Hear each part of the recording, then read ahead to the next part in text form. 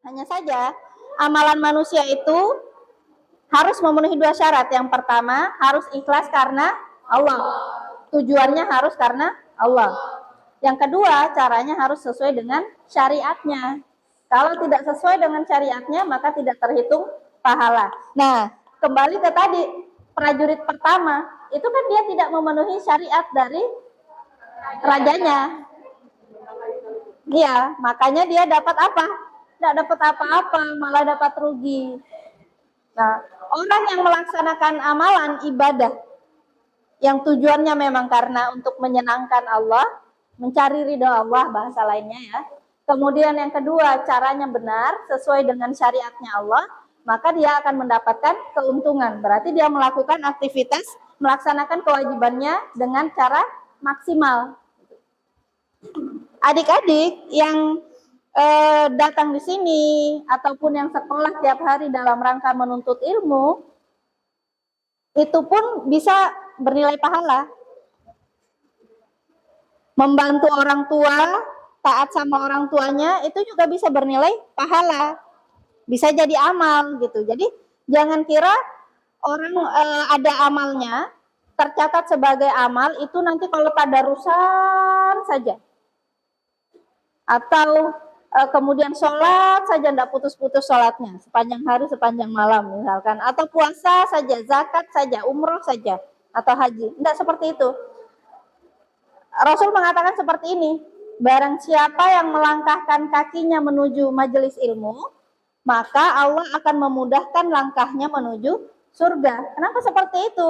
Karena ternyata orang yang bermajelis, yang menuntut ilmu ya, yang benar-benar, yang bukan formalitas tapinya ya, maka dia akan mendapatkan pahala itu dari Allah, dicatatkan pahalanya oleh malaikat, kemudian ikan-ikan di seluruh lautan itu akan memohonkan ampun kepada Allah. Jadi kalau misalkan kita sudah haid ya, berarti kita sudah balik.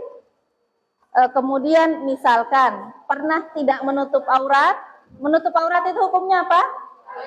Wajib. Maka kita harus melakukan seperti apa? Prajurit yang pertama, kedua, atau ketiga? Ya. Supaya apa?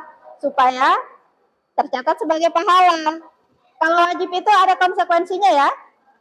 Jadi semua hukum perbuatan manusia itu ada konsekuensinya. Apa saja? Saya review dulu. Apa saja hukum perbuatan manusia kalau dalam Islam? Ada berapa? Tadi yang disebutkan pertama, wajib. Yang kedua, sunnah. Betul. Yang ketiga, mubah. Atau boleh. Yang keempat, makruh. Yang kelima, haram. Jadi kalau yang wajib, dikerjakan dapat. Kalau ditinggalkan, dosa. Kalau sunnah, kalau dikerjakan dapat. Kalau ditinggalkan tidak berdosa, ya tidak berdosa, cuman rugi. Kalau yang mubah, mau dikerjakan, mau ditinggalkan, tidak dapat dosa, tidak dapat pahala juga. Jadi itu pilihan. Kalau makruh, ditinggalkan dapat pahala, kalau dikerjakan tidak dosa. Ya, tidak dosa. Kalau kemudian yang haram, ditinggalkan dapat pahala, dikerjakan contohnya apa? Iya, betul. Jadi kalau ada yang ngajakin pacaran,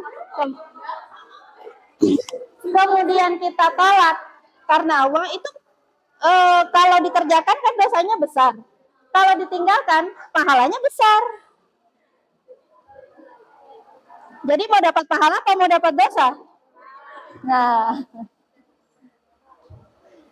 jadi sarannya kalau misalkan masih usia-usia seperti ini ya, kalau sepengalaman kakak, mending puas-puasi belajar, puas-puasi bergaul sama teman-temannya, tapi dalam koridor syariah.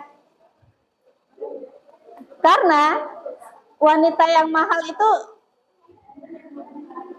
akan seperti tadi prajurit yang ketiga, dia akan bangga dengan perbuatannya. Jadi setiap perbuatan itu ada konsekuensinya. Kalau kita melaksanakan kewajiban, misalkan menutup aurat ya, menutup aurat itu kalau kita lakukan karena Allah, kemudian caranya benar sesuai dengan hukum syara, ya mohon maaf ya adik-adik, saya sudah mengapresiasi adik-adik menutup aurat ini, alhamdulillah. Ya, di tengah mungkin influencer sekarang yang buka-bukaan misalkan dengan style Korea, baju butterfly, nauzubillah, jangan ya. Jangan.